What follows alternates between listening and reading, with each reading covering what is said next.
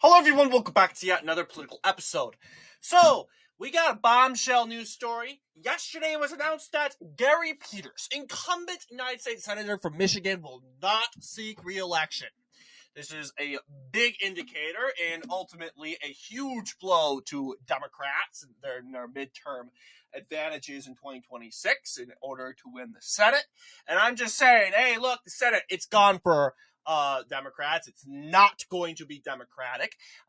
Like I've said in our indications in 2026, there is no pathway to victory for Democrats in any means.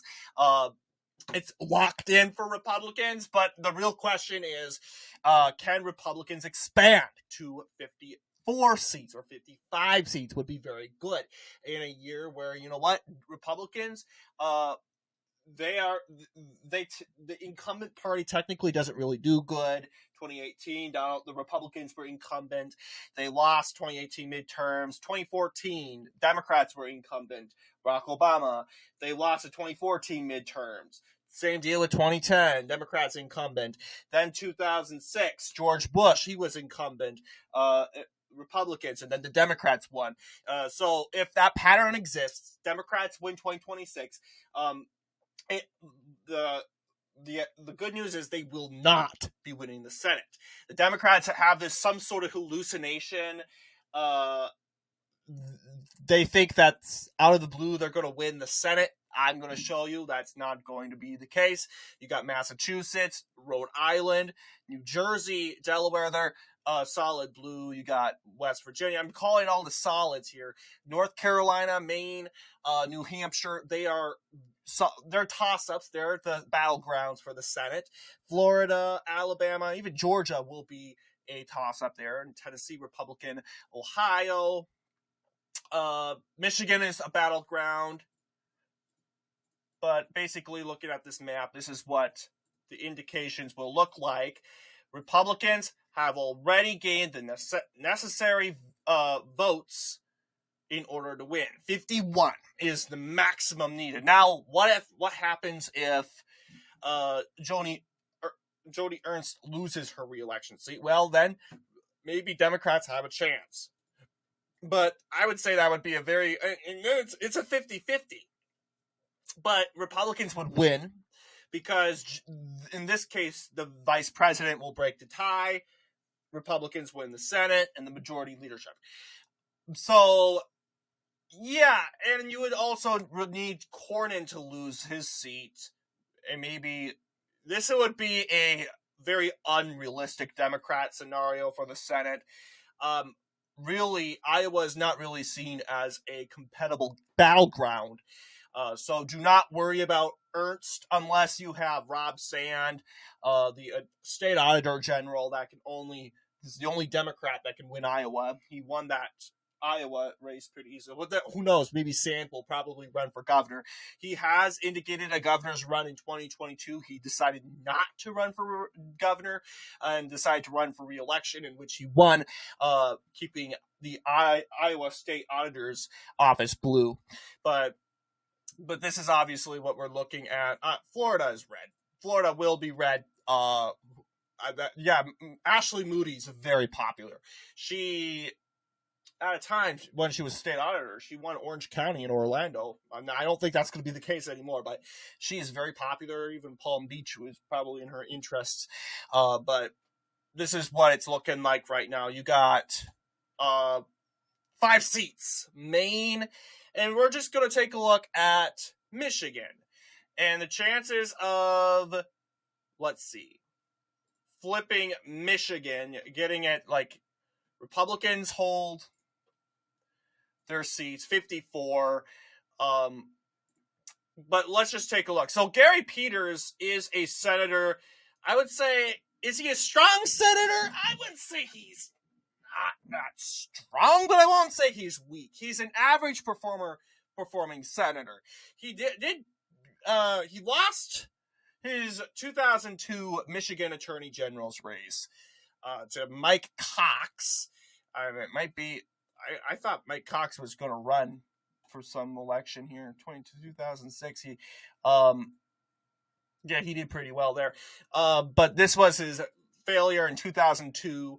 In 2014, that's when he wins. He defeats Terry Lynn Land. I don't know what her deal was, but he blew her out. You'll see he won this Macomb pretty well. He got Wayne. They drove up the numbers in Wayne County. He stretched up across those unionized counties over there. And 2020, okay, and all that disappears by 2020. John James. Now, his background today, he's a congressman in the United States House of Representatives. But James was honestly a businessman and an Iraq War veteran. If James runs again in 2026, I think he has a good chance of in beating this. You'll see the top ranking is toss-up. Battleground, toss-up. Yes, this is honestly a huge toss-up. Please, I don't want Tudor Dixon to run. She has publicly expressed interests in running in this race for Republican. Well, let's just see here. It's just, please, Tudor Dixon. The thing is with Tudor Dixon, Gretchen Whitmer, maybe she can do it again. I don't know. But the left destroyed Tudor Dixon. I agree with her on everything. It's just, we need to win this seat, guys. How can Republicans have a good year in 2026? We lose the House of Representatives, and let's just say we win the House, win the Senate with 51 seats. That's a bad year for Republicans. That's how bad it gets. And with that scenario being, we lose all the battleground states. We lose Democrats gain North Carolina. Democrats keep Michigan. And I don't think Tudor Dixon would be the right candidate to help us keep Michigan. I don't know. But then again, you take a look at John James. John James, let's see. He ran against Debbie Stabenow. Debbie Stabenow is very popular. Back in the day, you'll see in 2018. In 2018, you'll see a 9-point race and contest with Stabenow, and in which he ended up losing. He made an improvement, but then again, what's Stabnow's 2012 performance? You'll see she won a landslide. So John James, I want him to run for Senate, and he just might. I think if Michigan's really a red state, I don't think it's a red state at all. I think I'm not ready to call it a red state. It is a purple state. That's exactly what it is. If it really is a purple state, though, we need to have one Democrat senator, one Republican senator. That one Democrat senator, Elisa Slotkin, and that one Republican senator. I really want John James to run again. He is a very strong competitor. He took down a juggernaut. I don't say he took it down, but he made Debbie Stabenow the less juggernaut than what she used to be. 2024, oh yeah, that's the same seat, but you'll see he ran for Class 1, Class 2 2 years later, only to lose barely to Gary Peters, who is a fairly strong candidate.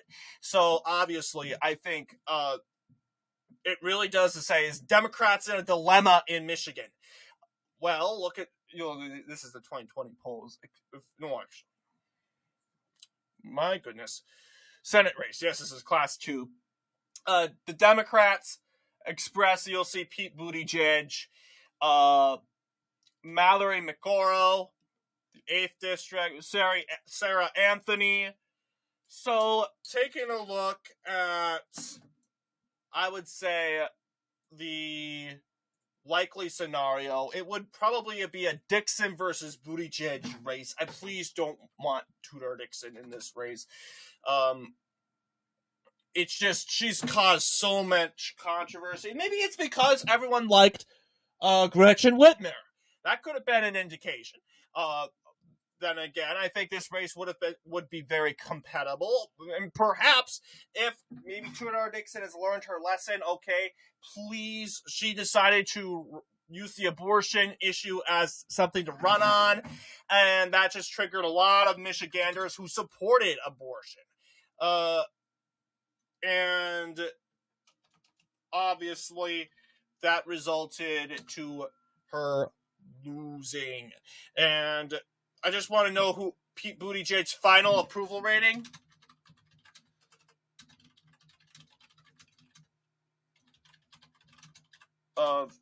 Well, I was just wondering, how about improving rating in general?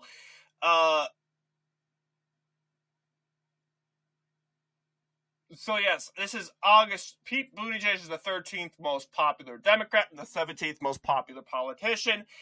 Favorability. Okay, yeah, 36.3%. That's because that's his Biden administration numbers. So it's not really. He's not in a big favorability rating. There, I would expect a very close race, if you will, a very close race for the Senate seat in Michigan between Dixon and Buttigieg. In my scenario, we can even take a look here. Buttigieg and Dixon. I rather like Mike Rogers or James. I would say James for sure. He's strong, he's capable, and obviously, taking a look here, Buttigieg will win in these counties right here. Saginaw is tossed up. 36% approve of the former mayor.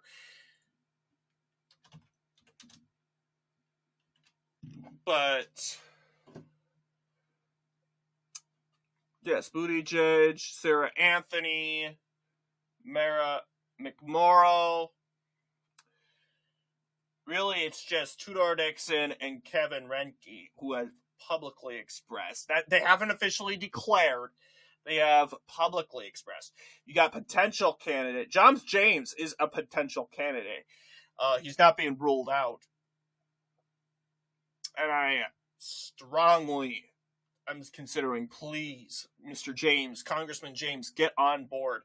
But Gretchen Whitmer said she's not running. Current governor. Rashada Tlaib.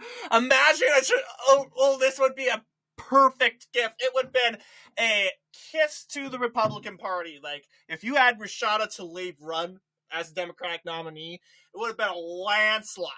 No one likes this woman. She is unhinged, she's emotional, and she's a tyrant in a purple state. So, there's also Garland Gilchrist, who could be a alternative to Pete Buttigieg. But I want to know Tudor Dixon's approval rating. Maybe it's because Dixon was running against a very popular governor. Let's just say the governor of Michigan approval rating. I know she's popular, and she was seen as an alternative. But Governor Whitmer approval rating, I think.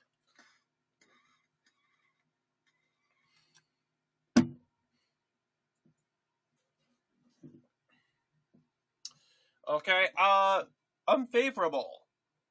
27%. Favorable. Okay. Most people are, in my view, unsure. This is interesting.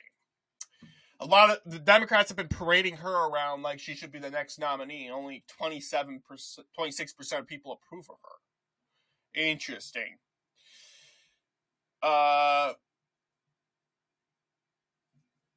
It finds 48%. This is 2023.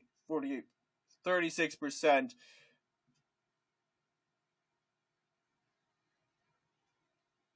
Buttigieg, Whitmer would draw strongest approval ratings among the Democrats. So yeah, she's somewhat well liked, in my view. Let's go ahead and take a look at 2022.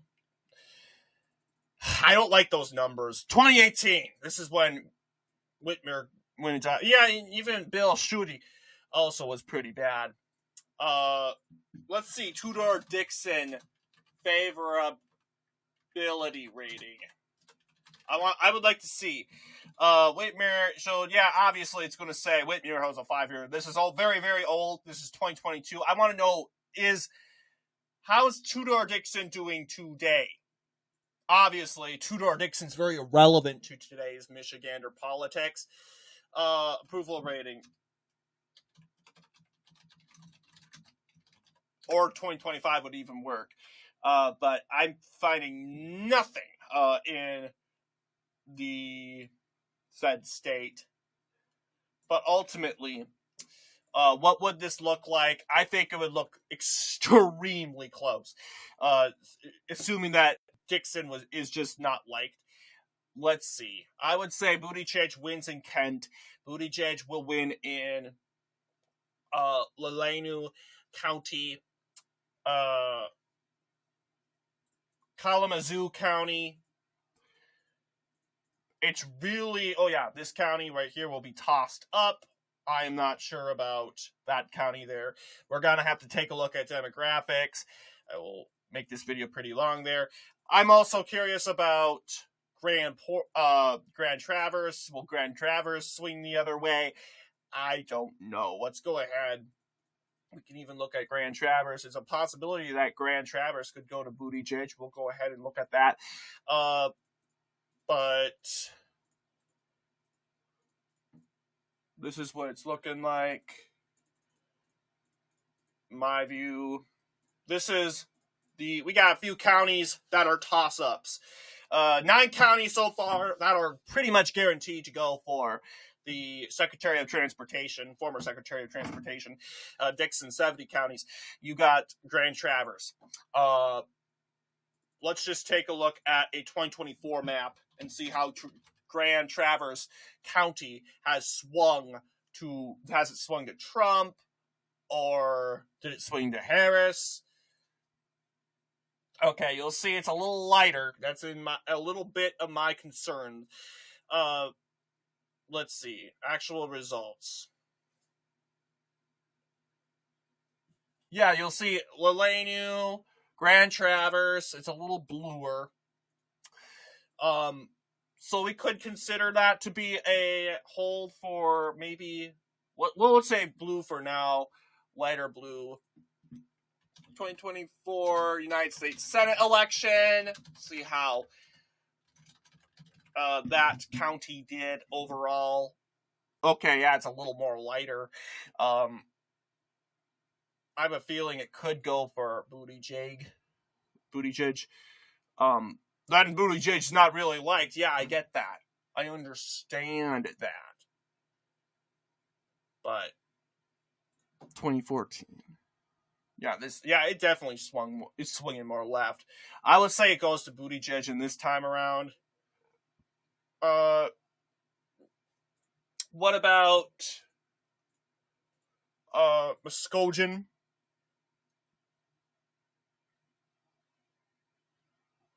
Muskogee's slightly going more to the right.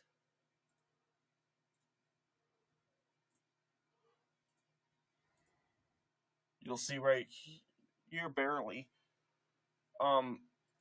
Did it vote for senators? Let's go see the senator race.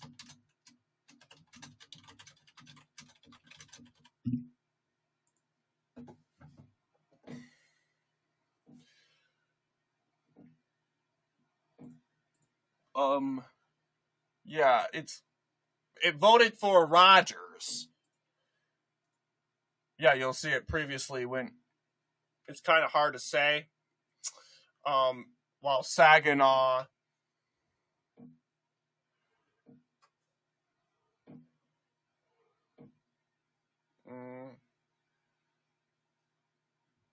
Yeah, this county's too. So it's very hard to say which should go which, where, and what, why.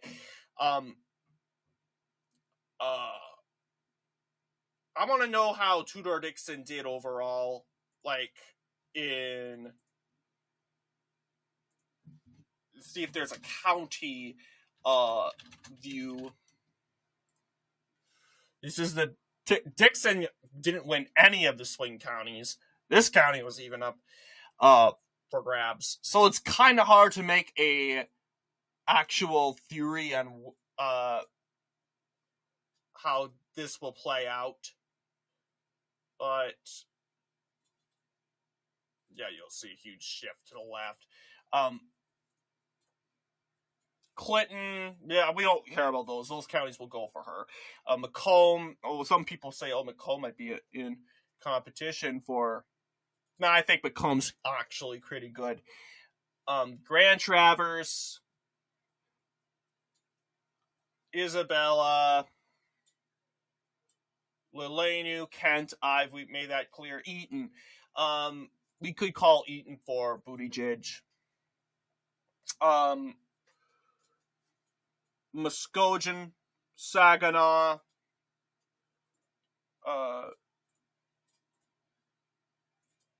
it could look like this. That would look a little weird, don't you think? We give him 11 counties. But real reasons, I would say Eaton goes back to Dixon. I'm ultimately going to regret this all. As for... Well, what's Eaton County anyways? Does it have a university? We gotta know why these counties are going blue. Take a look at Eaton. Let's see. If it has a university, I'm going to call it for what's his name? Central Michigan. What is it? Which does it have? Okay. Eaton County Courthouse. It doesn't look like it has a.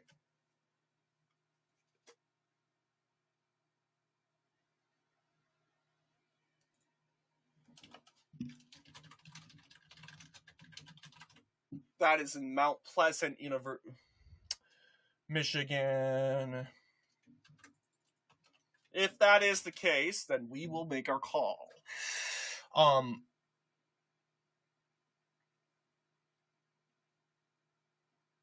Isabella County. So it does not look like, politics-wise, it's kind of tight. I'm going to go ahead and make it it will go for Dixon. We've made our first call. Muskegon, whatever it's called, Muskegon County. Any universities, because universities will generally, I think there's some. There's community colleges, yada, yada, yada. Okay, community colleges don't really tell me much of how it's going to go. I would say this goes for Dixon. But that doesn't mean Saginaw will be off the hook, or Grand Traverse will be off the hook. Let's go ahead and see Saginaw County.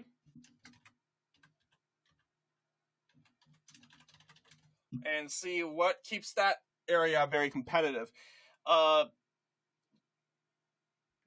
Yeah. This is government and politics. From 1988 to 2012, Saginaw County was a consistently Democratic county at the presidential level. However, in recent elections, it has become increasingly competitive, with Donald Trump narrowly winning the county in 2016 by slightly over 1,000 votes, while narrowly losing it in 2020 by about 300 votes. Trump won it back in 2024, this time by a margin of about 3,400 votes, and taken an outright majority in the county too. So I want to know if there's university. There is Saginaw Valley University. That could be an indication why it's blue. So yes, it's located in Kochville Township, and Saginaw is a city of, let's see, 44,000 people, 1,900 people. I would say it goes for Buttigieg. And then there's Grand Traverse. We could possibly give to Buttigieg also, but we want to go ahead and see Grand Traverse County. Let's take a look at that county area. Yes, Grand Traverse County. 95,000 people you'll see here clearly. 49% to 48%. It's tight. The numbers are closing in seemingly every year. I might just as well call it for the Pete Buttigieg. looking at those numbers there. Let's see if there's... Oh, yeah, barely anyone lives there, though. Like, seriously, Grand Traverse. Traverse City is the capital. Becoming more Democrat, though, in my view. First city... No, they don't really have any university. So I'm going to go ahead and call it for Buttigieg.